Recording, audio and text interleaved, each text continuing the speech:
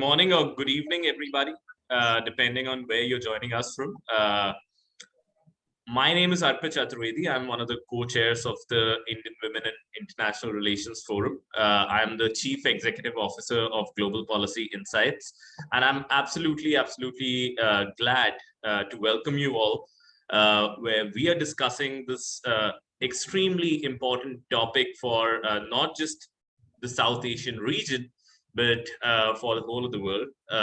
The 20-year war on terror launched by the United States has led to a great deal of tremors across the world. And now we are going through a time when the US has withdrawn from Afghanistan.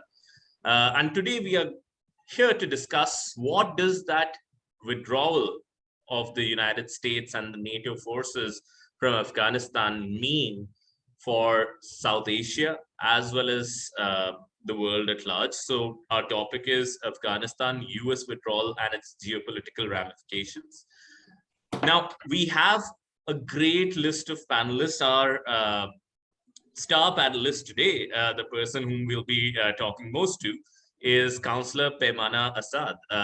Councillor Asad is a first-generation Londoner representing Roxette, South Harrow on the London Borough of Harrow Council. She came to the United Kingdom as a child refugee, and upon her election in 2018 became the first person of Afghanistan origin elected to any public office in the United Kingdom. Currently, she serves as the cabinet member for community cohesion, crime and enforcement. Peymana has worked extensively across the charity sector on gender, peace and security in the global south, and sat on boards for British charities working across Afghanistan and South Asia. She's an Obama leader of 2020 and a founder of the Labour Foreign Policy Group and a former parliamentary candidate. Peymana, welcome, and we are so looking forward to discussing this topic with you. Thank you for having me, Arpit. Thank you. And next we have our very own Neha Diwan. Neha is a co-chair at the Indian Women in International Relations Forum.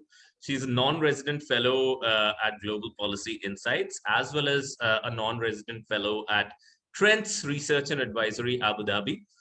She also serves as a project director at Global Policy Insights and is one of the key people driving our London office, driving our London operations. Neha heads the Commonwealth project at GPI as well, and she has been supporting think tank since its inception. She holds an MPhil in International Relations and Politics from the University of Cambridge, following a BA Honours in Political Science from Lady Shri Ram College for Women and an advanced postgraduate diploma in conflict transformation and peace building.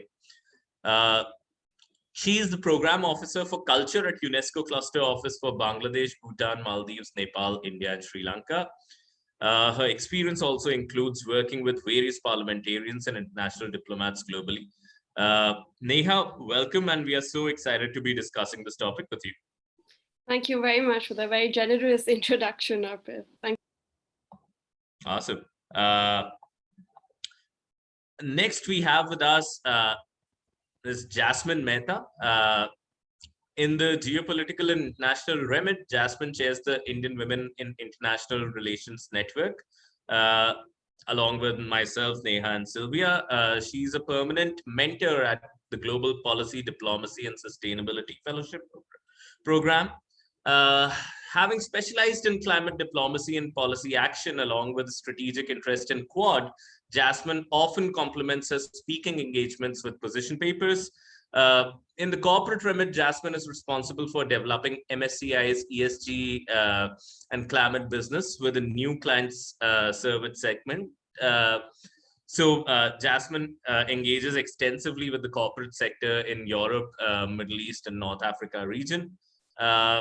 Jasmine is based in London and holds a master's degree in international strategy and diplomacy from the London School of Economics and Political Science, and a master's in capital markets regulation and compliance from the ICMA Center, University of Reading.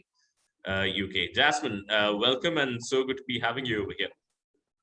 Thank you, Arpit. Really looking forward to this discussion today.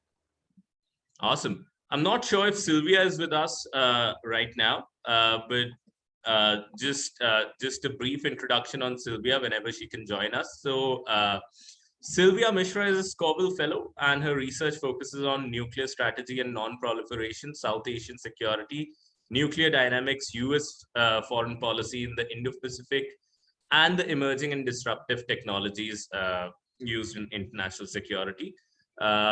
She's also a co-chair of the Indian Women in International Relations Forum. Sylvia has also worked for the Observer Research Foundation and the Indian Council for Research on International Economic Relations, ICRIER. And Sylvia will be joining us shortly. So let me first begin this topic by a question that I'm going to throw out to everybody. We'll start with Peymana, and then I'd be glad to invite Neha and Jasmine to also weigh in on this. And this first question is just the setting the stage sort of a question. And the question is, what are the broad geopolitical ramifications of a weak Taliban-controlled Afghanistan? Since the US has withdrawn and the state building, quote unquote, in Taliban in Afghanistan has not really taken place to the degree that we had expected, and now it's been ruled by this weak coalition of Taliban. What are the broad geopolitical ramifications? And in addition to that, what caused the failure of the Afghanistan national government? What are the current regional impacts vis-a-vis China, India, Russia, Pakistan?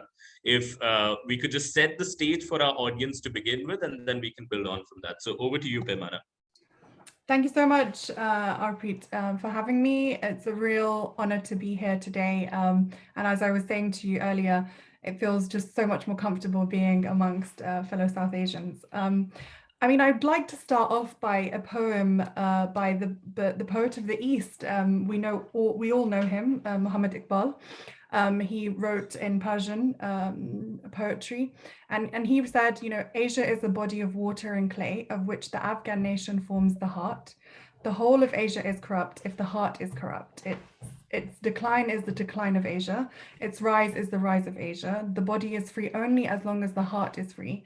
The heart dies with hatred but lives with faith.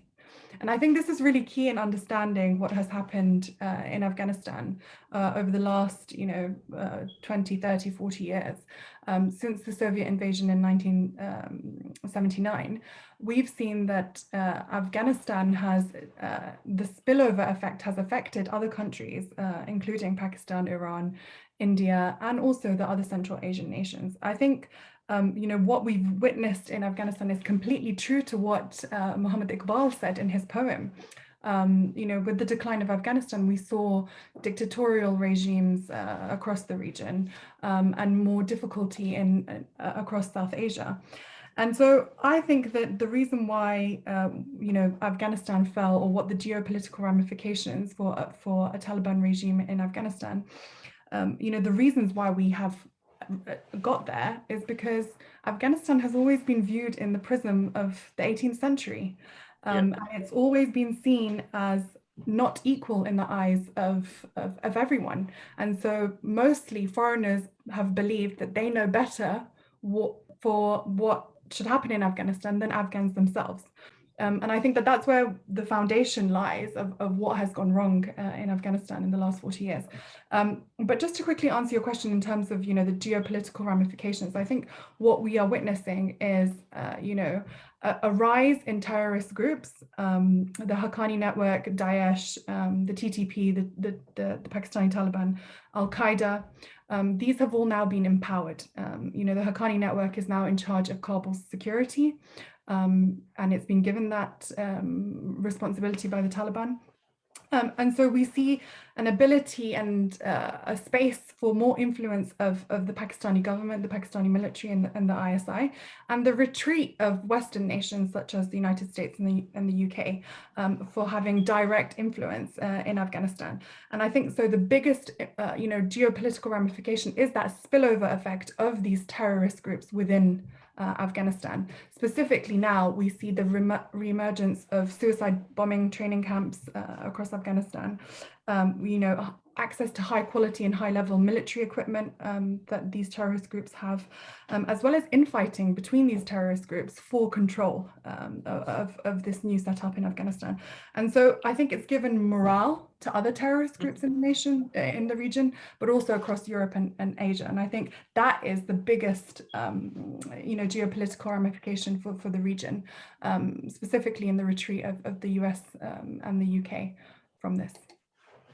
No, absolutely. Thank you, Peymana. And would you also say that the withdrawal of the US would have also strengthened the will of Taliban and some of the other terrorist organizations? Because if 20 years of governance and intervention from the United States could not keep them down, then they would obviously be a lot more encouraged to make intrusions to other nations without much fear of effective backlash. Exactly, and I think that that's very true in that we've now seen, for example, the TTP, the Pakistani Taliban, talk about waging a jihad in Pakistan and taking down the Pakistani government. And so, they use the Taliban in Afghanistan as an example, as saying, if they can do it, why can't we? And there are other terrorist groups across the region, even in the African continent, we've seen certain terrorist outfits say that, look, the Taliban can win against a superpower like the United States, so why can't we? And it seems to me that it's given them the morale in that it's just a waiting game. You can just wait it out. But I think the biggest thing here is that none of these groups, the Taliban would not have been successful in Afghanistan if it did not have a sanctuary across the other side in Pakistan. That's a reality, and that's something that we just need to admit and talk about. We can talk about the failures of the Afghan government, the failures of the United States, it being too aid reliant, the United States setting up the Afghan National Defense Security Forces as too reliant on contractors, US contractors specifically, having worked independent of the Afghan government on night raids, for example. There are so many examples that I could give you of what the US and NATO did that failed Afghanistan. But the foundational issue is that the Taliban would have never succeeded if they did not have a home in Pakistan. Absolutely, absolutely. And I think, this is something that we must come back to later in our discussion as well, as to what has been, the opportunity, the role, the disadvantages and the benefits for Pakistan in this whole equation. But let me bring in Neha over here. And Neha, if you could talk a little bit about the geopolitical ramifications broadly and touch upon probably, the Indian side of it, that how does it specifically impact India? Thanks, Arpit. I think great question.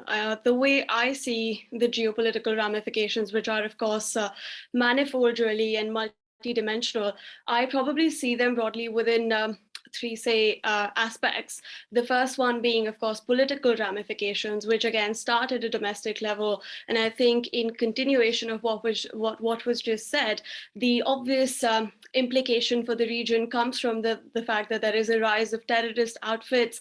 I think coming from an India perspective, one of the biggest problems that India has had in the region is the growth of state-sponsored terrorism or state harbor terrorist factions. And they've always used it as one of the playing cards on the international field as well to garner greater political attention and to curb down, say, a lot of the actions that Pakistan has been doing over the last many decades. And I think that will now become an exacerbated problem, given the fact that, well, Taliban is pretty much in command in Afghanistan, and not to mention that ISIS-K is more close to the region than ever, really.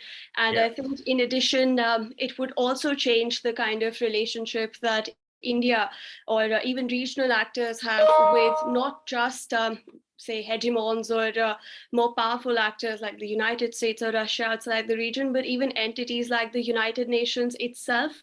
I think in particular, India over the last few years has taken a greater normative role in the international system. It presents itself as the new center for multilateralism, as a strong, assertive friend, but also as a formidable foe. And I think that would really ensure that India has to take, in many ways, stance against many of the developments that will emerge from Afghanistan over the next years. Also, I think delve into considerations like the withdrawal of US and the implications it causes on rehabilitation, on rebuilding, and not just political structures, but social structures as well.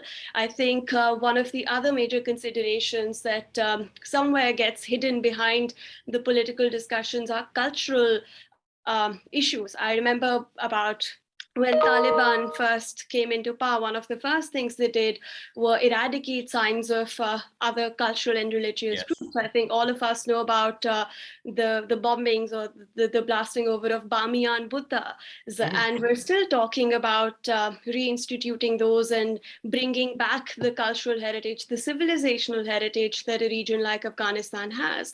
And I think India, again, as a foreign policy tenet, has always lobbied on culture.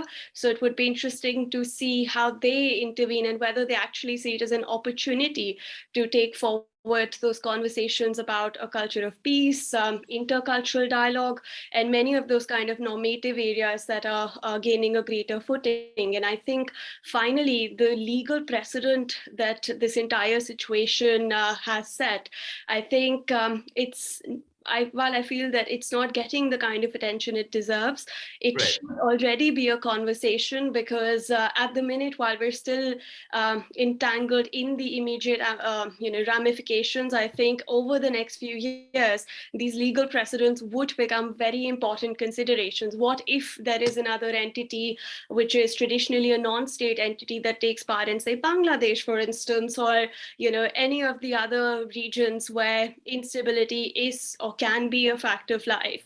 So I think those are the ramifications that I see. And of course, with all of our IWIR bias, I would definitely say that gender is the cross-cutting theme across all of these factions, really. But I think for now, I'll stop there. And I know that these themes definitely will be unpacked as we carry on with the rest of the discussion. Absolutely. We are going to touch upon the theme of gender and culture specifically. But on culture, thank you so much, Neha, for highlighting that is, these are some of the underlying concerns that not many people are talking about right now. Let me bring in Sylvia here because I know that Sylvia is a little short on time. Sylvia, are you here right now with us? Yeah, hi. Okay, great. Okay. Hi, Sylvia. I took the liberty of introducing you while you were probably joining in earlier. So you did a very kind introduction, so thank you for that. And I'm really happy to see everyone, and especially Paimana. Thank you so much for your remarks. It's really lovely to host you at IWIR. Absolutely. Sylvia, I would want to touch upon the US withdrawal from the perspective of the India-US relations. And if you remember, just a few days back, you and I had a little bit of a discussion over Twitter on whether the withdrawal from Afghanistan means a loss of prestige for the United States, and if you could comment on that. And secondly, if you could also position talk about the position of the Indo-US relations. Has there been a fair bit of love lost between these two countries because of the withdrawal? What has changed, or if this is just something which is incidental, and the broad infrastructure of the Indo-US relations remains absolutely the same, especially with Pakistan gaining more prominence in the region with this withdrawal. So if you could just touch upon that. Yeah, well, I think that's a really good question, but that's also a very heavy and loaded question. So I'll keep my remark short, and also because I really kind of want to hear from Paimana. But regarding the US-India relation, of course, we understand that there's a lot of India's emotional investment in Afghanistan, given the investment, or also like financial investment in infrastructure, almost, which is what 3 billion. So a lot of those suddenly, like it comes under the scanner, and the future of which is pretty much undetermined and undecided right now. But then that's also just like looking at it from a very India perspective. And I think what Paimana really well outlined about the spillover effects of several terrorist networks. This is something that the Indian government has been very forthcoming and forceful about, that we should not let Afghanistan lapse into territory which is just being used for, as a breeding ground, as a nursery for different terrorist activities. And what could be more unfortunate as like the Haqqani network now being responsible for the security of Afghanistan. So a lot of these factors obviously is in the detriment of the broader like national and political goals of the Indian government, not just only for India, but also as the Indian government envisions its policies in South Asia. But looking at the India-US relation, of course, there was a lot of expectation of what the United States and its NATO partners and allies could have done. The debate over here, and especially sitting in Washington, DC, like the domestic debate and the domestic audience over here in the US has been long prepared to see a US exit from Afghanistan. Now, one can debate about how that was done, and of course, there's shrill criticism about the execution part of it. But definitely, I think like there could have been a greater understanding and more preparation bilaterally between India and the United States. And saying that, I don't think that the United States really did a good job in terms of preparing not just India, but also even its NATO partners, which has been an important part of the coalition building and nation building that the United States has tried to advance in the past 2 decades in Afghanistan. So yes, a lot of lack of coordination, cooperation, and of course, there's several like misunderstanding that's like did stick out and came out prominently. But all the discussions about the loss of prestige and all of that, I think really yes, at the peak there was a lot of discussion on that, but then it really also dimmed out, because there's a huge churning within the United States about how it sees its role. And clearly over the last several years, and especially with the successive administration, starting with the Obama and then the Trump, there is this understanding that if the United States does not want to engage in nation building, does not want to, it is better like advancing its national interest and does not necessarily have to purport nation building ideas. So definitely, I think, again, those conversations has become muted. And right now, what has really taken the center stage is what can be done. But again, I would like to say that the situation is definitely bleak, but it also offers a greater opportunity and a room for maneuver for the Indian government to take a leadership role. Now, the formula to doing so is still uncharted right now, and there's a lot of ambiguity surrounding that. But I think over the few years, and possibly it might also open up doors for a greater India-Pakistan coordination on the region, because again, something that has always been a concern for the Indian government is a two-front war. We have been on the back foot, especially because of our very volatile and hot eastern border, especially with China right now. So yes, I think the region is going through an interesting turn of events, and would love to hear others' views on it. Thanks, Arpit. Thank you so much, Sylvia. And picking up from your focus on the regions, let me come to Jasmine and ask you, Jasmine, that I sometimes think that the South Asian region is perhaps the one with one of the least amount of regional cooperation. We had SARC, it did not work out so well for us. We've had, we look at other parts of the world. You look at EU, of course, you look at, North America, South America, Australia's neighborhood. You find a fair bit of regional cooperation. ASEAN is another.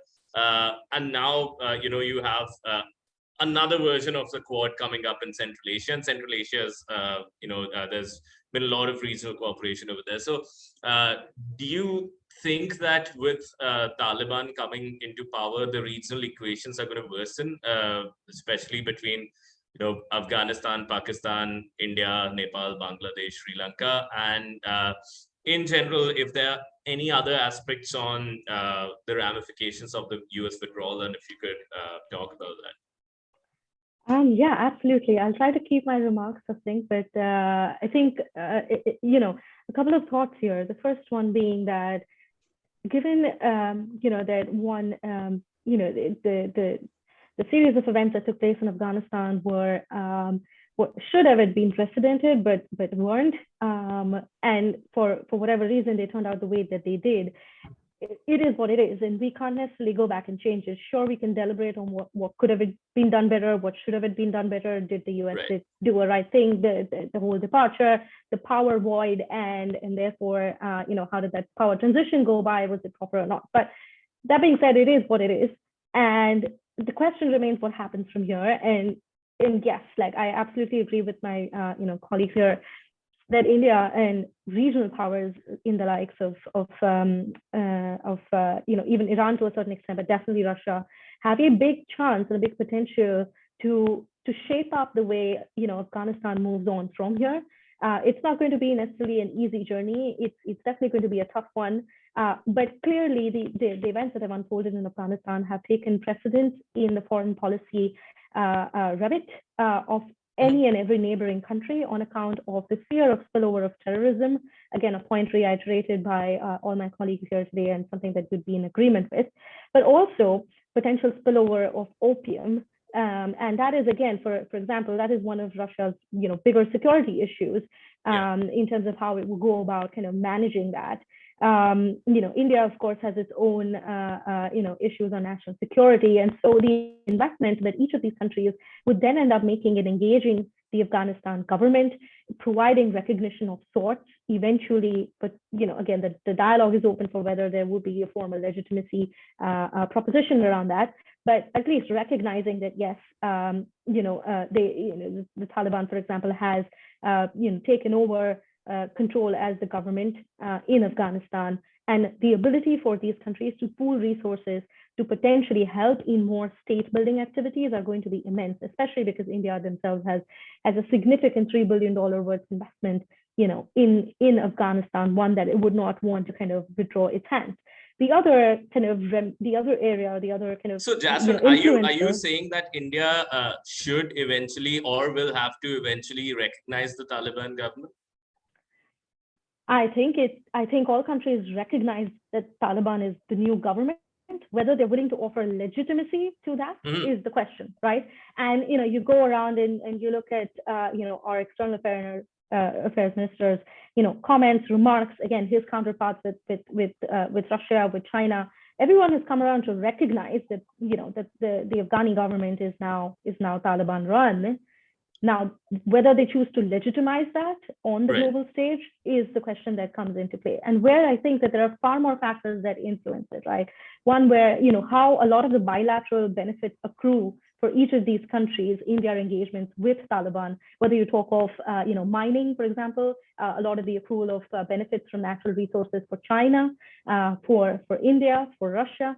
So a lot of these sort of complicated kind of aspects go into the making and development of what we will see coming out in the next few years. And I think, again, this is an opportunity for a lot of the other countries to come in One of the other, and I'm going to conclude my remark with this, but one of the other incentivizers for India to engage Afghanistan, the Central Asian countries more seriously, which it has been in the past, is on account of also one of the ways of, really putting down its own influence in light of China's expansionist BRI plans. And of course, this could pivot us to another, whole 2-hour discussion. But I'm going to pause here. But yeah, these are my very quick remarks. Thank you so much, Jasmine. In fact, I wanted to pose the same question to Peimana, which is related to India's recognition of Afghanistan. So, India has not officially recognized the Talibani government as the government in power in Afghanistan. And what do you think, from your vantage point, should be the government of India's strategy of tackling this conundrum?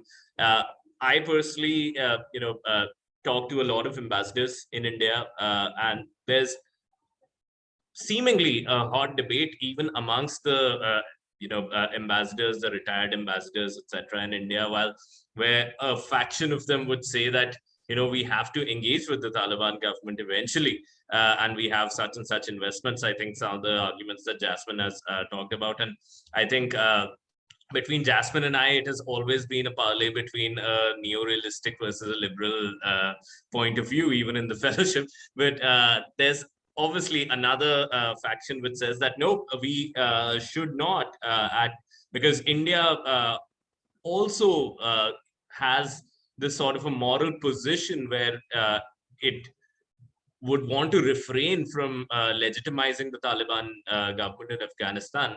I'm just thinking from your vantage point, what could be a reasonable strategy there?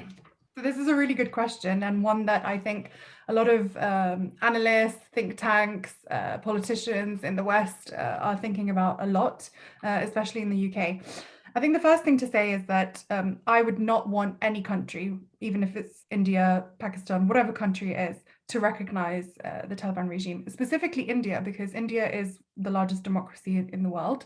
And the Taliban have come into power in Afghanistan by the force of a gun.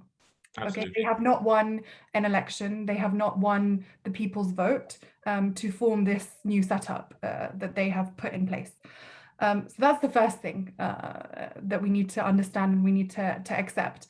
But the other reality is that realistically, we are not going to see any Western country, especially NATO, intervene militarily in Afghanistan in the next 10 years at least. That is my analysis and that is my belief. And the reason for this is because there is no political will domestically. There is no political will nationally in any of these countries. We've been in Afghanistan for 20 years. Lots of domestic communities in the UK, for example, in the US, do not understand why we went to Afghanistan in the first place, do not understand what we achieved there, especially with the return of the Taliban. And so it's going to be very difficult for any Western nation to make that case and that argument again, domestically. So in light of this, how do we move forward? The reality is that we're going to have to talk to the Taliban, because we're not going to see the removal of this force militarily unless there was a chance by the resistance, the Afghan resistance, to have mounted an opposition to the Taliban on the ground. But unfortunately, we have seen that resistance has sort of not materialized in the way that many had hoped it would, especially out of the Panjshir province. We don't know at the moment where the Afghan resistance is specifically, and exactly which areas they're fighting from. And that's due to a lack of media, because lots of Afghan journalists have been kicked out of the country. Absolutely. And lots of people have left. And so I think this is an opportunity for India, especially, to wait and see what happens in terms of what other countries are doing. And I think the reality is that we need to look to what Russia and China are going to do.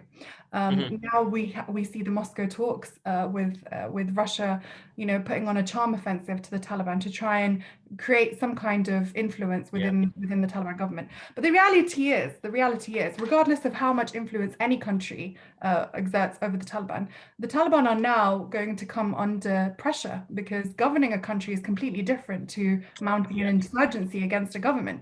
Now they're going to have to provide services to the people. Now they're going to have to figure out how they're going to pay salaries, how they're going to manage the security of Afghanistan, and all of these other issues are going to mount incredible pressure on the Taliban. The Taliban have said that they want good relations with all countries, regardless, and we kind of see sort of an issue, a thorn, for example, in their backside, in that they're now facing issues with Pakistan.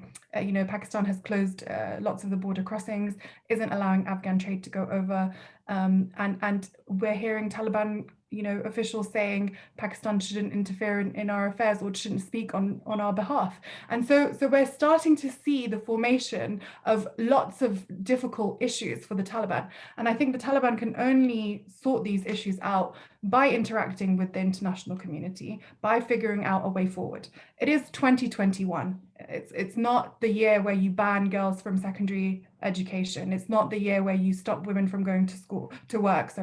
It's not the year where you persecute minorities because they're Shia or because they're Hazara or because they're from other ethnic groups, and you kick them out of their lands and their homes. This is not the year to do that anymore. The time has come where the Taliban need to understand that the international community will not recognize and not put up with this kind of stuff.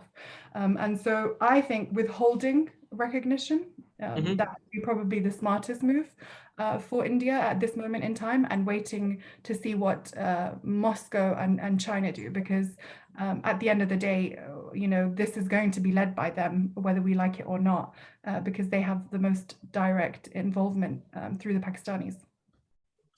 Absolutely. And, frankly, I feel that whether it's Moscow, whether it's Beijing, there's going to be some sort of a pseudo recognition, and it's already there in many senses. And I, for one, I'm not sure if India should follow the lead of Russia or China in determining their own stance. I absolutely agree with you when you say that India should withhold recognition for now and see how things develop.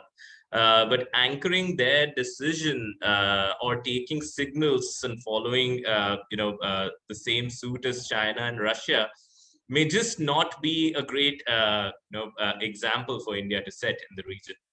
That's definitely not. No, definitely not. That's not what I was alluding to. What I was saying is we need to see what their move is, what comes out of these Moscow talks, and which way are China and Moscow going to go towards. Because at the end of the day, when I spoke about the spillover effect of these terrorist outfits that are now operating with, lots of, arrogance in Afghanistan, China and Russia are going to be concerned about that specific issue too. Absolutely. And so I think the ability for India to influence is probably through the United Nations, lobbying for the recognition and the support of Afghan women and girls and minorities.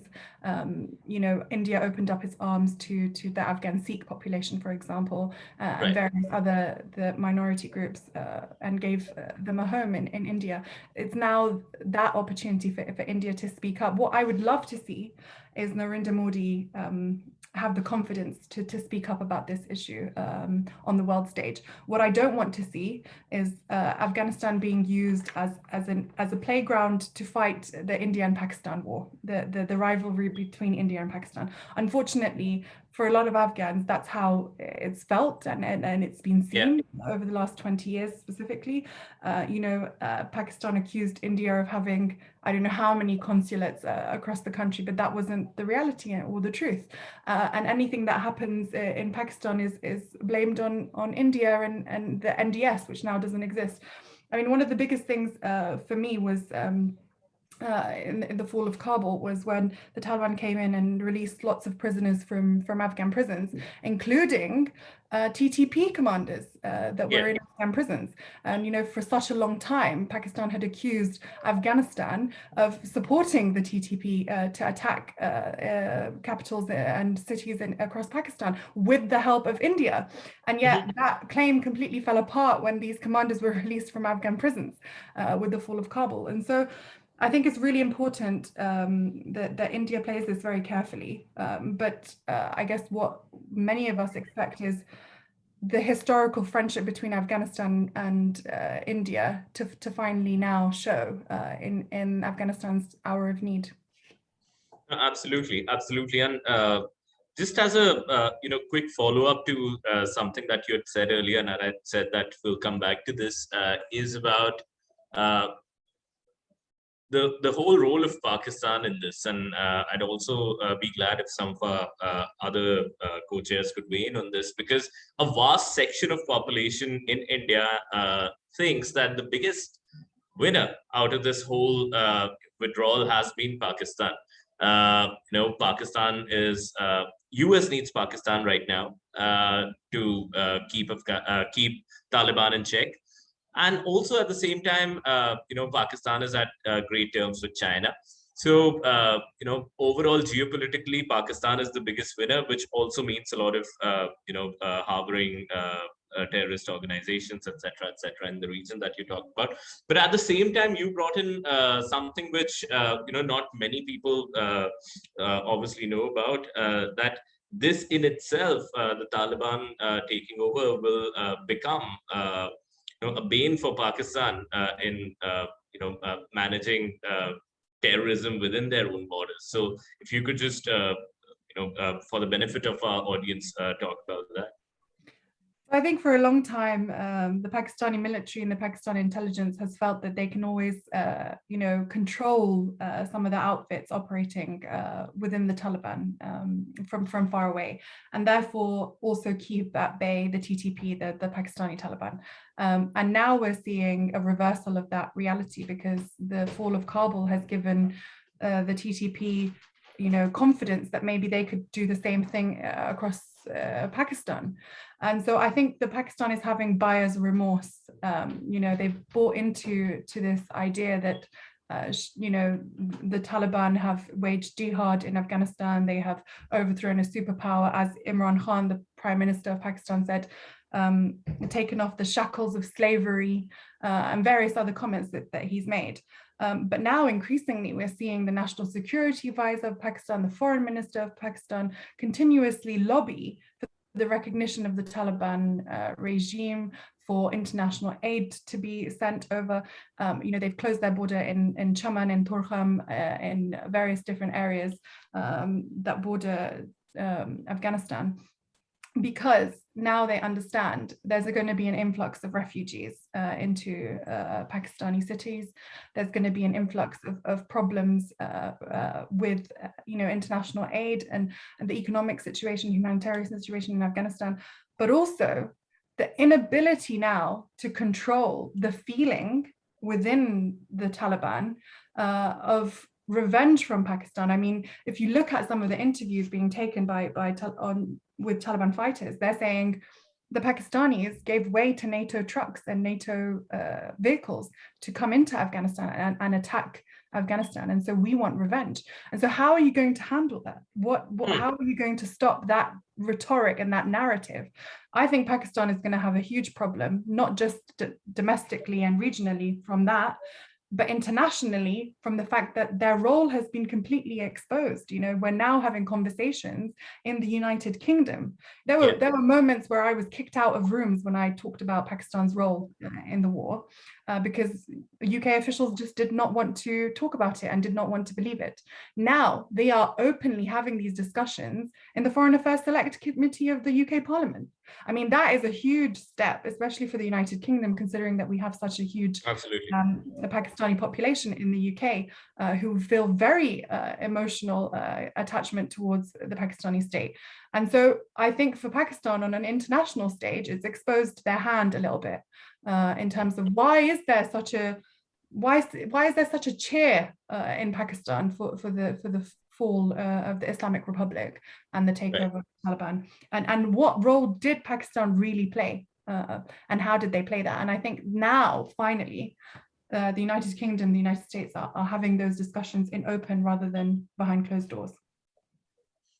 Absolutely, absolutely. And I do really think that those discussions are important. I think to a great extent, there is common knowledge about, Pakistan's role in destabilizing the region. But I think it's important to have those discussions out in public forums now as well. Let me bring in Sylvia over here. I received a message from Sylvia in the chat box that she'd want to weigh in on some of these things.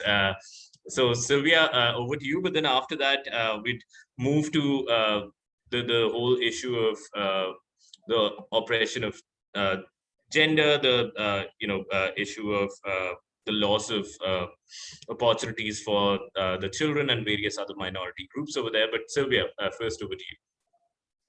Thanks, Arpit, for your consideration. I actually would have to leave shortly, but before that, I could not really miss an opportunity to also pick Peimana's thoughts on an issue that I work very closely on, which is defense and nuclear security, and something that that really stood out at the outset of when some of these issues were unfolding is what Afghanistan does not have nuclear weapons and does not possess the infrastructure to have nuclear weapons. But then we did see a huge debate raging about the massive war chest that was being left behind by the United States, and how some of those weapon system, even though the US military claimed that a lot of them are rendered ineffective, but then there are always the possibilities of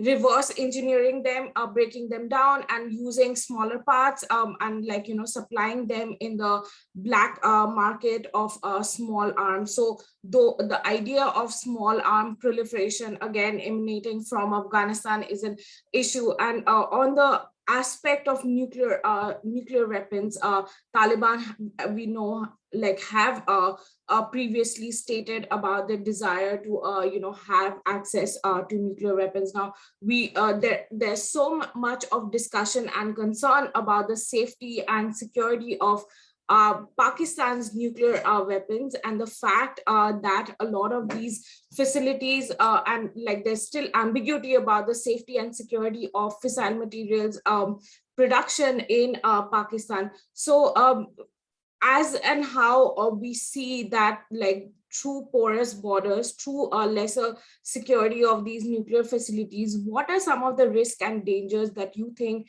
are probably at our hand? And as India, and of course none of us, we want to see Afghanistan as a proliferator, but what could be done on the nuclear non-proliferation side by the United States, by strategic partners and like-minded partners like India, to basically stymie the efforts of Afghanistan, and basically also prevent Pakistan abetting such kind of a development. And saying that, I just really appreciated the great point you made about how Pakistan's role, about a role and hand in Afghanistan was not and had not come into sharper focus. And I think you made a brilliant point about now that they have sufficiently exposed their hand, and it's great. We need to have some of these conversation in greater details. And once again, thank you so much for your remarks. Thank you so much. Shall I come in on the nuclear issue? Is that okay? Sure, go ahead. I think it's really important, and actually for me, I see this as quite a dangerous prospect. If the Taliban or the TTP gain any sort of control in Pakistan across any cities, or as you say, it's ambiguous, we don't know where Pakistan's nuclear weapons are in the first place, but also how secure they are. we need to make sure that Pakistan doesn't disintegrate, and that we support Pakistan in trying to fight some of these extremist elements. And I think that it's now time, really seriously for Pakistan to consider why it's pursuing this policy of using extremist and terrorist groups to pursue its foreign policy objectives within the region. And I think that it needs to understand that it's not only risking its own security, but it's risking the security of its immediate neighbors, specifically India, China, and various other regional neighbors. And I think that realization can only come where the threat from these terrorist groups is really taken seriously. And the idea that, no matter how much you think you can control them, at one point they will get out of your control, whether you like it or not. This is an extremist outfit with an extremist ideology. I think that it's not all Pakistan's fault in this, because the United States is to also blame in regards to this. And the reason for this is because they did not support a democratic Pakistan. The truth is they did not support a civilian democratic government in Pakistan. They supported General Zia-ul-Haq, the dictator, over a democratic civilian administration in Pakistan. And if they had done so, the situation in the region would be very, very different. I think just to come back on your point on the nuclear weapons and the small arms exports from Afghanistan, it's a really serious issue. We've seen since the fall of Kabul that lots of military vehicles, lots of weapons have been taken across the border to Iran and to Pakistan. And the Taliban, even though they have put out memos saying that this activity is illegal, the Taliban have tried to control this activity. It's hard for them to control their fighters too. At the end of the day, we have to understand the Taliban aren't getting a salary. It's hard for them to feed their own fighters and to provide them with sufficient resources to provide for their families. And so lots of these, foot soldiers of the Taliban are doing this activity to just get some money in their pocket to try and provide for their families, and then maybe even running away from the Taliban, who knows? But this activity needs to be controlled. And I think the only way is through an international effort through the UN Security Council, where this issue is actually taken seriously, because it's a security threat to the region and also to the world.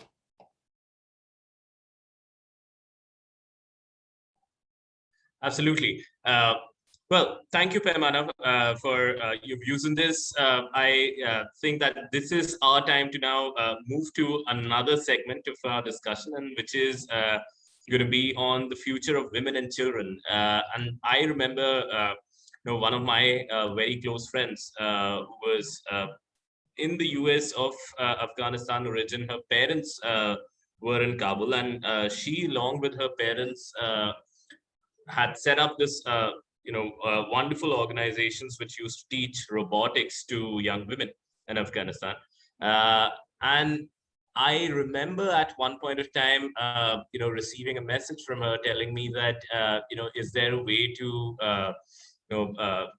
immigrate all of these girls and her parents to India, and if we can figure something out. And we started coordinating with the relevant officials, etc., over here. And she told me that within 3 days Kabul is going to fall. And the news over here in most of the places and popular outlets was that it's probably going to take about 3 weeks for Kabul to fall. And it actually took 3 days from that point of time when I received that message. Thankfully, most of the people, they got out. Some came to India, some went to Qatar. But my question to you is that these were probably just a lucky few. There have been, there's been a whole generation of women, children, and a lot of minorities, and even men who don't want to live in that sort of a regime, but they don't have any other option. To what extent do you think will Taliban be able to gain cooperation and compliance from some of these groups to make governance happen? And what do you think is eventually going to be the future for all of those who wanted to leave and got left behind? So I think this is a really important question.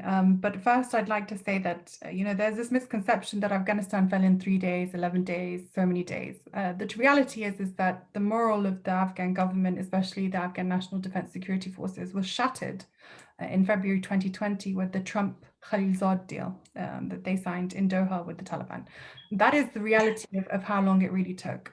So February 2020 is when the downfall of the Islamic Republic really started, because that was basically a surrender deal. The releasing of 5,000 Taliban prisoners, some of them incredibly high profile, some of them incredibly dangerous, completely, straight away, most of them went back to the battlefield to fight the Afghan government. And so the morale of the Afghan National Defense Security Forces was completely shattered. So I disagree with the 3 days, 11 days analysis by not just what you said, but other people have said it too. But also folks who were there living in Kabul. Yeah. I mean, look, I was evacuated from Afghanistan myself, and literally on the day of the evacuation, the Taliban had put up their flag in Kabul, and I was in a house hiding with this family, and there was a schoolgirl who had just returned, and she was wearing her school uniform. And I said to her, look, the Taliban are back. Like, how do you feel? Like, what's going to happen? And she just laughed at me. And she said, that's not real. The reality is the Taliban aren't here. That's just people scaring you. And I said, the flag has gone up outside. And she was in denial. And I think it was relative shock to a lot of people. And the reason is because of the narrative that was created in the media, that was created in the international media about the fact that the Afghan government had the support of the United States, and that the Taliban wouldn't enter Kabul, and the Taliban wouldn't take over. And so that perception was completely shattered the moment it happened. But in terms of your question in regards to, Afghan women and girls, I think the future looks incredibly challenging. And the reason why I say this is because we're hearing the same rhetoric from the Taliban that we heard in the 1990s. They're saying, just give us time. We're looking at the Islamic laws and structures, and that's how, and then we will open schools for girls, and then we will give an opportunity for women to come back to work. And the reality is that Afghanistan has completely changed. You have a median age of 18 years old. These are people who have never lived under Taliban rule and do not know what the Taliban rule was like. They only hear stories from their parents. Yeah, so absolutely. How are you going to get an 18-year-old or a 19-year-old to accept the fact that she can no longer go to university, or she can no longer go to school, or she can no longer have a job, or she can no longer go out into public without a male chaperone? These are realities that just did not exist for a lot of people in urban cities in Afghanistan. And so that's why we're seeing resistance through civil society in Afghanistan, specifically Afghan women who are bravely protesting for their rights on the streets of Kabul, who are bravely protesting their rights in other cities across Afghanistan, and demanding their rights from the Taliban. How far I think they can budge the Taliban, it depends really. How long can these people continue to resist and continue to protest and continue to ask? Because the reality is that a humanitarian situation on the level that we see in Yemen is going to unfold in Afghanistan if something isn't done in regards to the cash crisis, with people not having access to cash, people not having access to salaries, and the price of food incredibly high, the price of all other commodities incredibly high. And so the question for me is, realistically, at one point, these women and girls are going to burn out, and it's going to be really difficult for them. And I think this is reality of what we're facing. And so what I would like to see is the international community really step up. When we negotiate with the Taliban, we have to understand the ideology that we're dealing with. It's not just promises, it's ideology that we're dealing with. Yeah.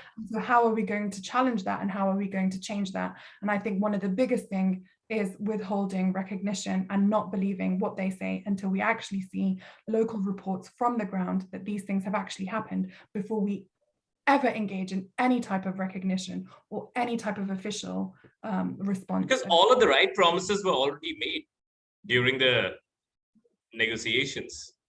Well, exactly. And these promises are continuing to be made now. and we're not seeing any movement on the ground. And so I think that the reality is that there is a disagreement within Taliban groups, within different sections of the Taliban. You have more extremist elements than some groups within the Taliban. And so some people believe that women should be educated, others believe that they shouldn't be. And so the Taliban haven't themselves come to an agreement. So you're saying that there are some groups in Taliban who might be amenable to the idea of more freedom for women. Shall I tell you why I say this? Is because there are former Taliban officials who joined the Islamic Republic's government who allowed their own daughters to go to school, who allowed their own daughters to start working, and opened up girls' schools across the country. So the reality— Well, that's not unusual for elite behavior, right? That sort of no, hypocrisy. it's not unusual, but there is there is a way to influence, and you can influence through these groups. I'm not saying that they're moderate, because I've sat down and spoken to them. I've sat down and spoken to them about the roles of women in society in Afghanistan, and we've had incredibly tense and tough discussions, because the reality is when I'm challenging you on why aren't you allowing a human being their human right to education or to work based specifically on their gender, and you're giving me some spiel about Islamic jurisdiction or whatever it is. The reality is that Islamic jurisdiction allows, there are all these Islamic countries in the Middle East, across the world, who allow, women to go to school and go to work. So yes. What's the basic understanding? And I think this comes back to this idea that the Taliban don't want Afghan girls to go to school, because the reality is that a more educated young Afghan woman will stop extremism at the front door, and will stop their sons or their daughters being recruited by this extremist ideology to continue this proxy war within Afghanistan. That's the reality of what we're facing. And so that's the reality of why some Taliban leaders do not want Afghan girls to be educated, because that would stop their ideology right at the front door of Afghan homes. Absolutely. Neha, let me allow you to weigh in on this, please. Thanks, Arpit. I think, Peymana, thank you for the very, profound conclusion at the end. That was really thought-provoking. But I really just wanted to ask your thoughts on that whole humanitarian front. I mean, if we all acknowledge that there's a derailing humanitarian situation. I know that this year, when the UNGA session started, one of the first things that the Secretary General mentioned was the humanitarian crisis. Now, I feel that there is a possibility, perhaps, where the humanitarian situation gets to a point where it might just become a bargaining chip for the Afghan government, or the sort of Taliban in charge, to get essentially what they want, which may be anything from humanitarian assistance, aid, bailouts, and a varied other sort of sources of funding to fund their own policies and practices, of course. And I am really not quite sure myself what are the kind of bargaining tools that many, say, European powers have anymore with exactly the kind of people you mentioned who are in the center of power in Afghanistan. I doubt very much that sanctions work in this day and age. I also doubt very much that soft power is a tool that they can channel in Afghanistan. So even if they get back on the negotiation table, what can, say, we in diplomatic circles, or as, say, organizations or governments in Europe or the broader West do to resolve the humanitarian situation while dealing with actors like the Taliban? Would be great to hear your insight on that. I think this is a really complex and difficult situation, and I don't think anybody really has an answer, but I'm going to try and tell you what I think that should be done. So I think the first thing is, obviously, we don't want any of these funds to land in the hands of, for example, the Haqqani network or individuals that are UN designated terrorists, for them to use it for, as you say, their own activities, to pursue suicide bombing training camps within Afghanistan and things like that. But I think there's an opportunity here for us to understand and reevaluate how the West interacted, specifically in the international community, interacted with Afghanistan in the 1990s when the Taliban took over. And one of the key things that the international community did is that it interacted with the regional countries rather than with Afghanistan directly. And what it did was it directed funding to NGO groups within Pakistan, Iran, Tajikistan, Uzbekistan, to try and contain some of the spillover effects or some of the issues happening in Afghanistan. But that did not alleviate the problems of the Afghan people. And so this cannot be a repeat. What we cannot see is the international community once again using that same model of funding, where we fund NGOs and other groups outside of the country in order to try and alleviate the problems within the country. So I think the biggest and the best way is to fund authentic, known, Afghan-run grassroots NGOs working within the country to try and alleviate the problems of the Afghan people. There are lots of different NGOs, civil society-run NGOs by Afghans themselves. They understand their problems better than any other international community or foreigner could. And those funds could be used to alleviate some of the humanitarian issues within the country. But I also think that we could look at a direct UN fund that directly funds families within the country. So there's a direct cash transaction that happens to families within Afghanistan. I was speaking to a friend about this, and we were discussing the idea of universal basic income in this situation, and whether that could actually make a difference directly to people's lives. And I think it could. There are creative ways that we can do this, but it's about having the political will to sit at the table and say, we cannot use the same models and techniques that we did in the 1990s, because that does not help the people of Afghanistan. We need to go directly inside.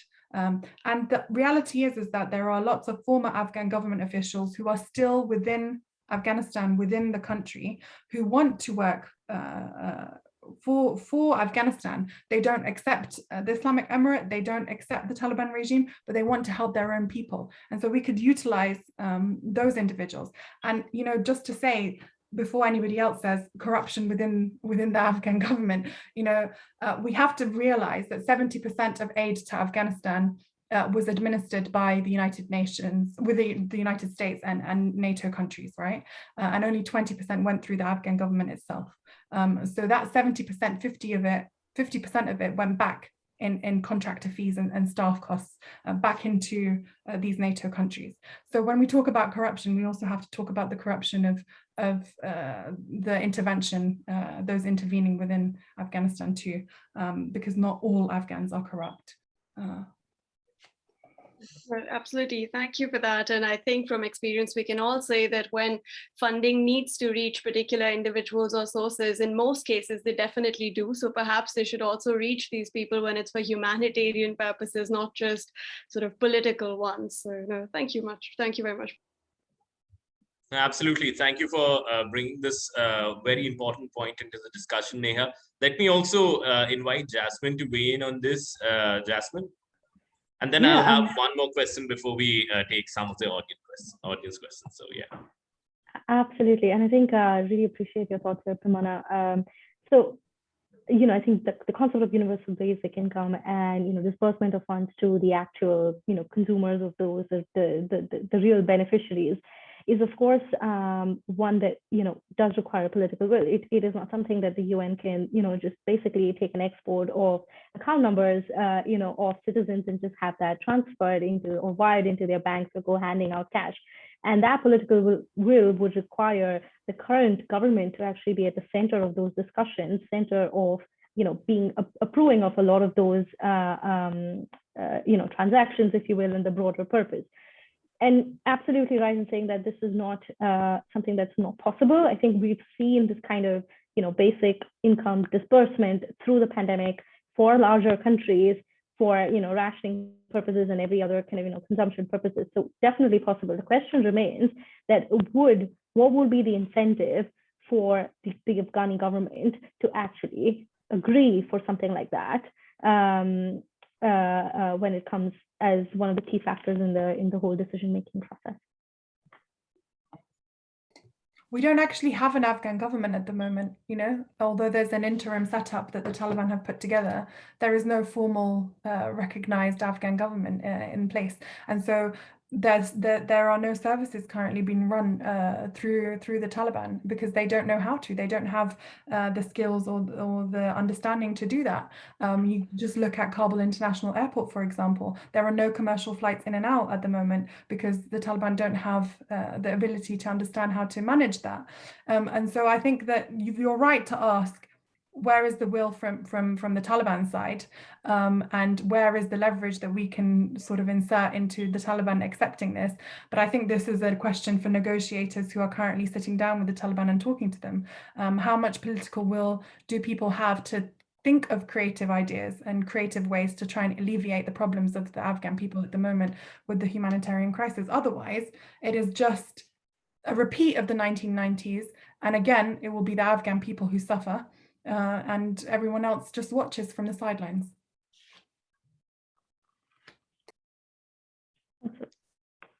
Absolutely.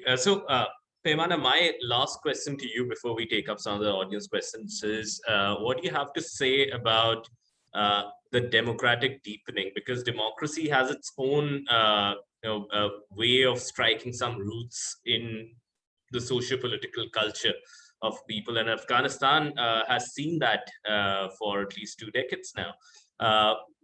What would be the impacts, if at all, of this experience of democracy in the Afghanistani people? I think this is a really good question to end our discussion on and go to audience questions. But over the last 20 years, the Afghan people have finally been able to have a say in who their leader is. As much as we have problems with the way those elections might have been conducted, or questions of ballot stuffing or fraud, the reality is that when you have been, I was in Afghanistan in one of the elections in 2014, and it was just jubilant to see how people came out onto the street to go and vote, to get their ID cards and to actually go and cast a vote for who is going to govern their country. Having that say makes a citizen of any nation feel empowered. And having a taste of that say over the last 20 years, the Afghan people are not going to sit back and say, okay, we'll just take whoever you decide to impose on us, we will accept that. That's why we see the Afghan people on the streets today. And that's why we see Afghan women protesting for their rights. That's why we see such an outpouring on social media, specifically of what is happening in Afghanistan, and the hashtag Free Afghanistan, of people that are imposed on them. They have not chosen this regime. They have not chosen these people. I think the question for me really is how long can the Taliban contain this, and how long can they suppress this? Because Afghan culture is connected to music, which they have now banned in many places. Girls above grade 6 have a taste of what it's like to go to school and to wear school uniform and sit in a classroom and be educated. Afghan women know what it's like to work, to have a job and to provide for their families. And some of them are sole breadwinners for their families because of the impact of the war on the male members of their families. And so for me, that seed of democracy that has been planted in the mind of every Afghan over the last 20 years, that's not going to be easy to kill. Right. You might kill the seeds have been planted. So you might kill them on the streets, you might hang them, you might chop off their hands, but you can't kill an idea. And that idea lives very strong and very loud in the hearts and minds of the Afghan people.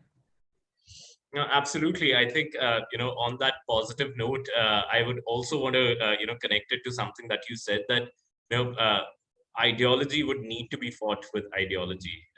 And, we need to understand that democracy as an ideology would be able to penetrate the current one sooner than later. And let's hope so. So on that hopeful note, I'll open it up to the audience. Let me just see what questions do we have in there.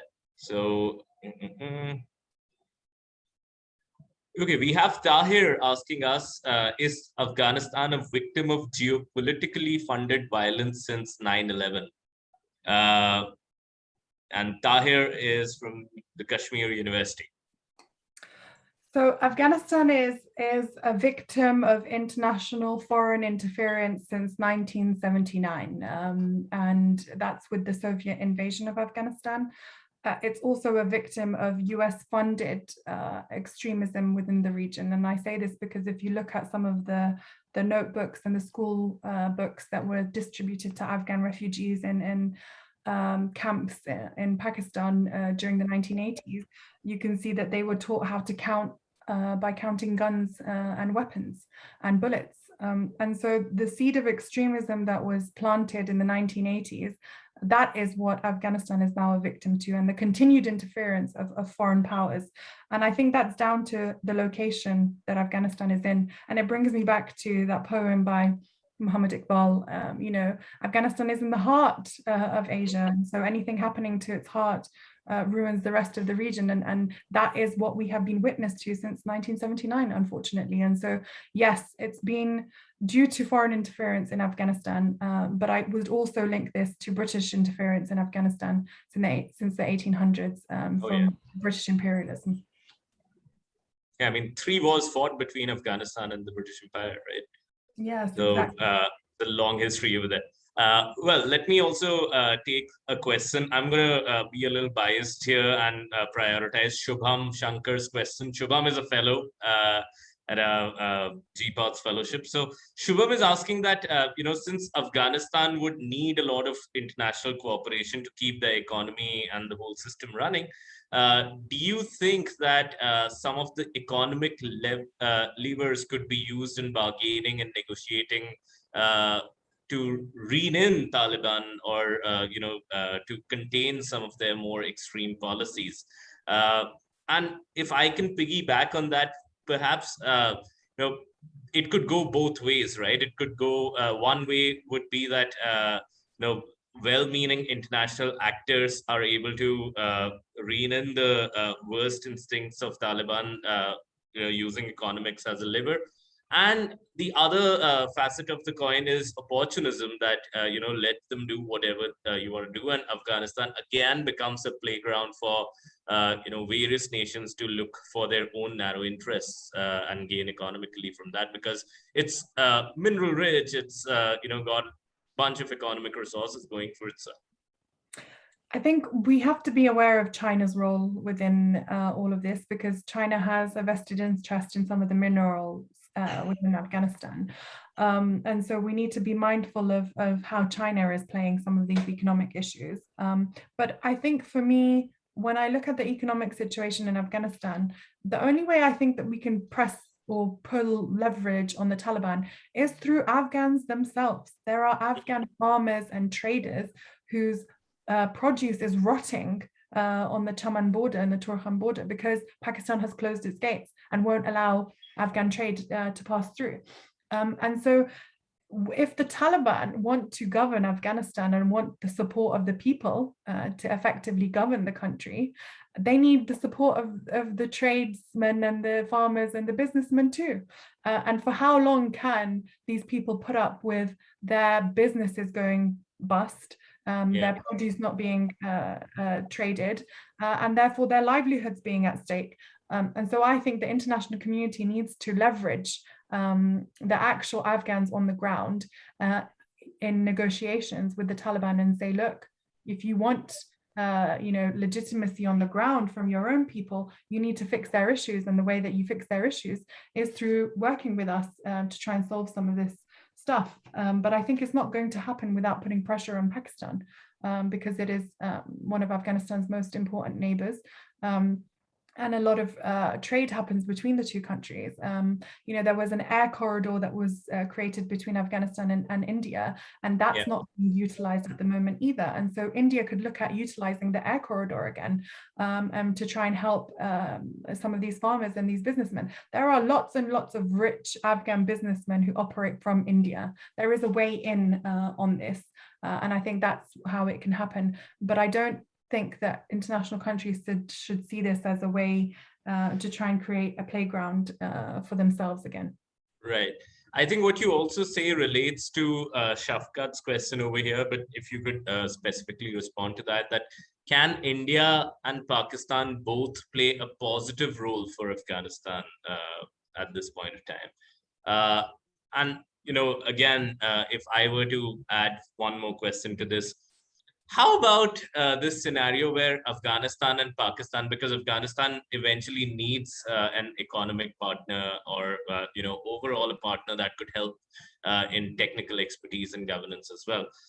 What if a scenario plays out, which would obviously be extremely unlikely, and also something that India would desist from happening, that Pakistan and Afghanistan under the Taliban rule become close partners, and that's the solution to the woes of Taliban, and eventually things start moving over there. So that's one scenario, and the other one is what Shafqat is talking about, that how can Pakistan and India both play the cooperate game with the or can play a positive role in Afghanistan right now. So I would love to see India and Pakistan work together to try and solve some of the issues in Afghanistan, because we know that their rivalry has impacted the situation in Afghanistan for such a long time. The rhetoric within the media in both nations, the rhetoric in regards to their involvement in Afghanistan. It would be great if India and Pakistan could sit down and have a conversation about this, but unfortunately, I don't see that happening in the long term or in the short term because of Imran Khan's stance on India and some of the comments that he has made in regards to Narendra Modi and the Indian comments government. and actions. Yeah, so I think it's going to be incredibly challenging and incredibly difficult. But I think that the thing, or the mechanism that we could have used was SARC. That was the whole point of economic cooperation, based on a fundamental model of the European Union, for example. That's still my dream to see South Asia borderless, where people can, live and work and travel and study wherever they wish to, regardless of borders. But the reality is that's not going to happen unless India and Pakistan sit down at the table and say, look, there are lots of different countries that are suffering because we keep fighting each other, and fighting each other over what? And I think that we have to understand, I think this comes back to an educational narrative within both countries, that India and Pakistan used to be India. And used to be one country at one point, until the British involvement and partition of India in 1947. So, that is not going to change anytime soon, and it's going to be very difficult. But I think if we have a change of leadership, political leaders that actually can get on and sit down at the table to talk about these issues, then maybe Afghanistan could benefit from this. But at the moment, unfortunately, I don't see any partnership on this front, because I think any partnership that does or is created from this is probably pretentious. Sad. Absolutely. Yeah. And if you could comment on my bit on Afghanistan and Pakistan emerging as close partners in the development under Taliban regime. So this really depends on how the Taliban play it, really, I think, and how they are able to manage the feelings and the narrative within Afghanistan. Afghans have not forgotten the last 20 years. They have not forgotten that suicide bombers came over from Pakistan to bomb their schools and their hospitals and ruin their infrastructure, which sometimes India helped rebuild, but the other understanding is that Pakistan itself has also funded interesting projects in Afghanistan. For example, the Muhammad Ali Jinnah Hospital in Kabul is a Pakistani funded project.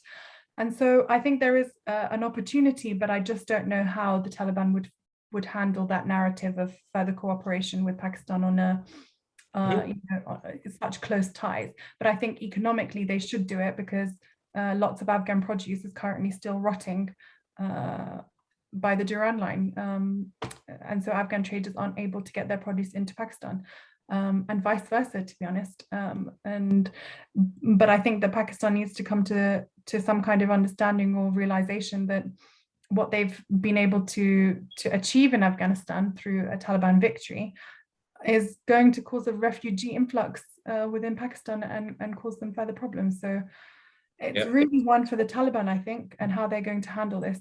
I just don't see the Pakistanis being open to this now, right now, specifically right now, because of the humanitarian situation and the influx of refugees, which they don't want. Absolutely, absolutely. And I think a lot can also be said about their own capacity in making good on some of the promises on cooperation, economic partnership, and good governance, because, they have their own challenges related to that. Let me bring in Kyle Williams' question over here. So Kyle is asking, the BRI was brought up earlier. Do we see that Afghanistan's potential inclusion in the BRI as a net positive or negative? Sorry, what's BRI? The Belt and Road Initiative of China. Yeah, I actually brought that point up. Yes. You should answer the question, Jasmine. Oh no, I think you should take it. We're really looking forward to your expert opinion on BRI. And I mean, you both could answer the question. I'll let you take it first. I don't think that we're going to see any movement on this at the moment, because the Taliban haven't set up a government properly in terms of one that has international recognition and one that maybe that China can negotiate with on this level. Although we have seen China commit to sending aid to Afghanistan and funding specific projects and wanting to take advantage of these initiatives within the country. But I think that if the Taliban agree to some of these things that China wants within Afghanistan or routes through Afghanistan, there's going to be a huge problem. And the reason for this is because with the fall of the Afghan government, we saw rumors circulating on social media of Chinese troops within Afghanistan. So that narrative and trying to debunk that for the Taliban was such a difficult thing to do. And so there was already a sentiment or a feeling within the Afghan people that with these projects, with this inclusion of Afghanistan within these initiatives that China wants, there might be a future Chinese invasion of Afghanistan. And I don't say that lightly. That it's a serious thing that Afghans believe might come true. Yes, and I think to complement your sense, it was fantastic. It could also be, the initial foundation of potential debt trap, something that, China has very successfully laid out for the rest of the world, in the whole funding proposition that they lay out for, a lot of countries in Africa, for example. And one where, I think, I'm sure Afghanistan will come around to appreciate India's genuine support and assistance as opposed to a means of, invasion. Something that, again, China's gone about, promoting, out in the open for the world to see. We've seen a lot of, victims of that process where, India has gone out for rescue operations as some of its neighbors as well. So to proceed with caution when you are looking towards the Chinese. And again, a bigger problem for India if China does turn out to have that level of hold and influence in Afghanistan from an economic perspective, because then there's a massive political spillover that comes in. Thank you so much, Jasmine. I'd only say that China would probably be a bit cautious in overstepping in Afghanistan. It has already seen the fate of Russia and the United States, and would probably not want to, that doesn't seem to stop the foreign interference. It doesn't seem to stop anybody from actually wanting to invade. Everyone thinks that they can do it differently and they can do it better. And so that's why they go in. Unfortunately, we've seen the reality of that. I must mention here as well, if I can, that I don't think we can see China also as an actor like we see US or Europe or Russia for that matter.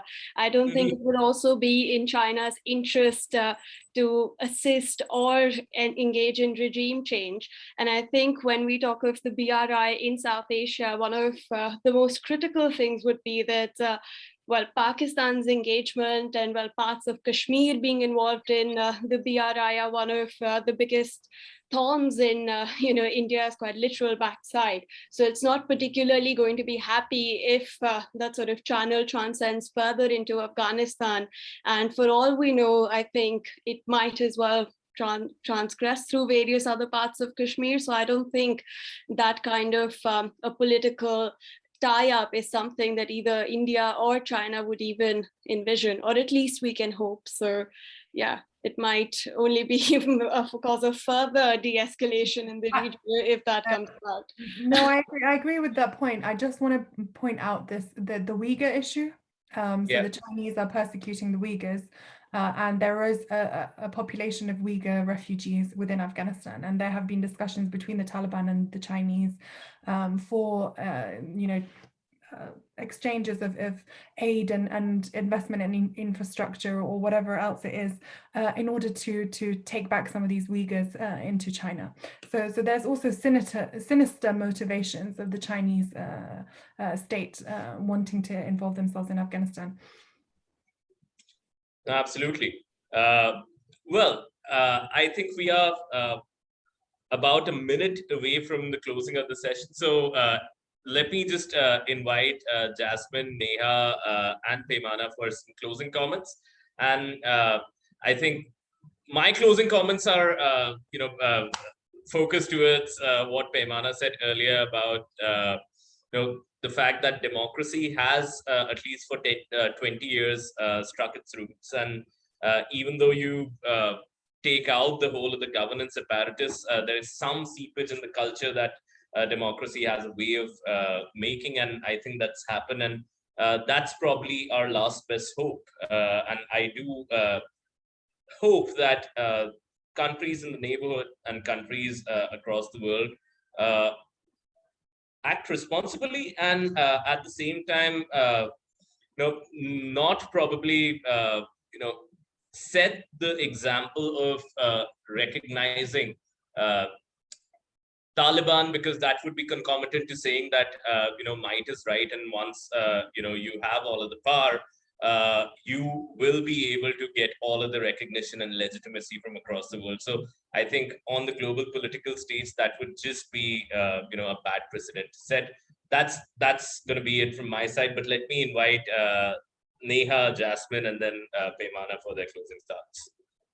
Well, thank you very much, Arpit, for, first of all, your excellent moderation of this discussion, and most definitely to Peymana and also my co-chairs for an excellent session. I think there has been a lot of talk on Afghanistan, but the kind of depth with which we've engaged with a lot of issues in the last hour and a half is really profound.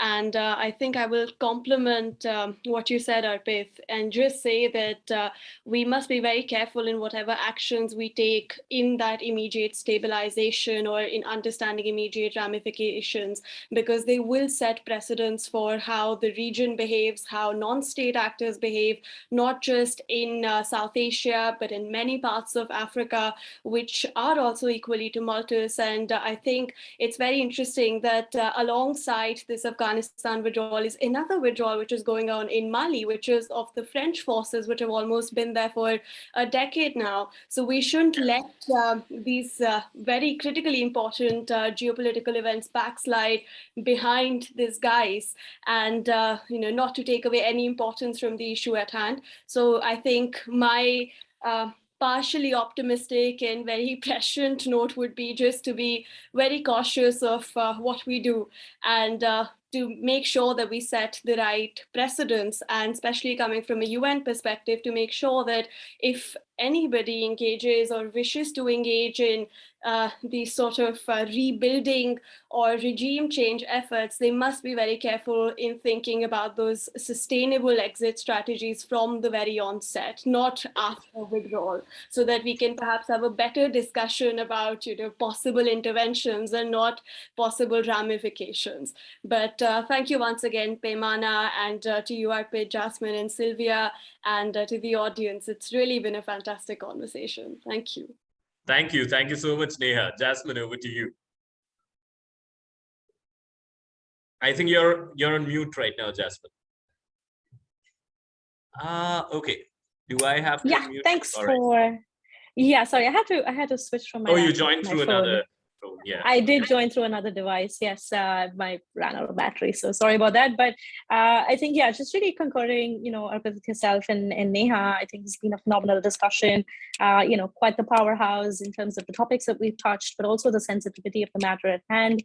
And definitely your excellent remarks, Pimana. I think again, I want to be really succinct here and mindful of time, but let's make sure that the mistakes of the past are not recommitted. Right, that's the most important lesson that we have to learn. Let us recognize the people of Afghanistan as who they are and how they are. Let's not have any imposition of the East or the West or the North or the South onto a country that has its own individual beliefs, its own individual culture. Let's go about recognizing that and make that as a foundation for all future engagements. With that, I'm going to drop it off, but yeah, Pimana, over to you. Thank you, Jasmine. Over to you, Pimana.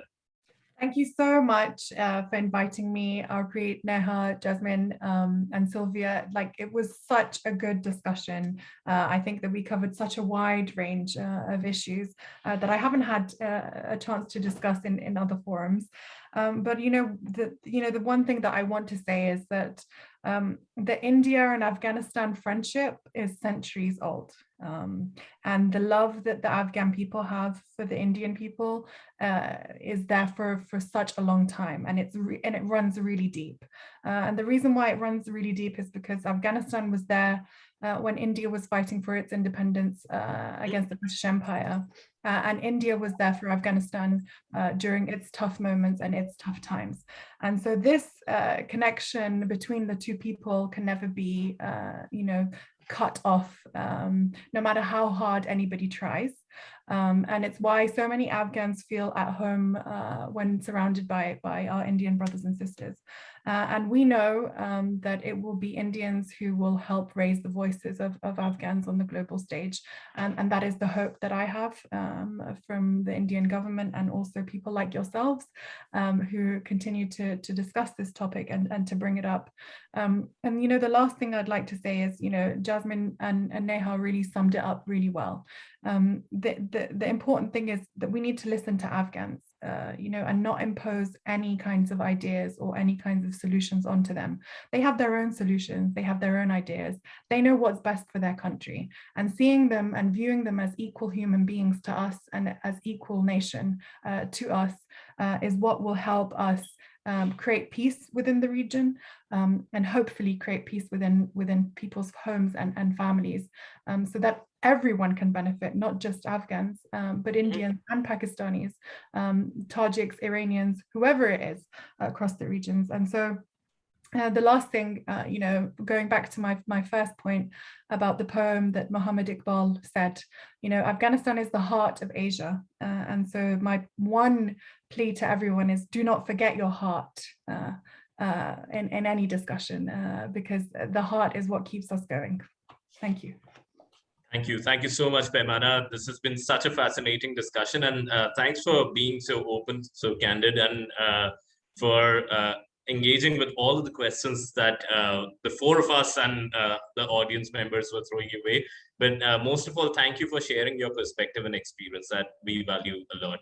And we'd want to reiterate the commitment and the goodwill and bonhomie of India towards Afghanistan, and we so appreciate that. Thank you so much. And finally, thanks to all our audience. I know that we could not cover all of the questions, but then please do engage with us for further sessions. Please do follow the Indian Women in International Relations. We're quite active on Twitter. We have a separate website which is up, which is called www.iwir.org. Do check us out for the updates, and again, have a nice, peaceful evening and day wherever you are. Thank you. Bye-bye. Thanks. Bye, everyone.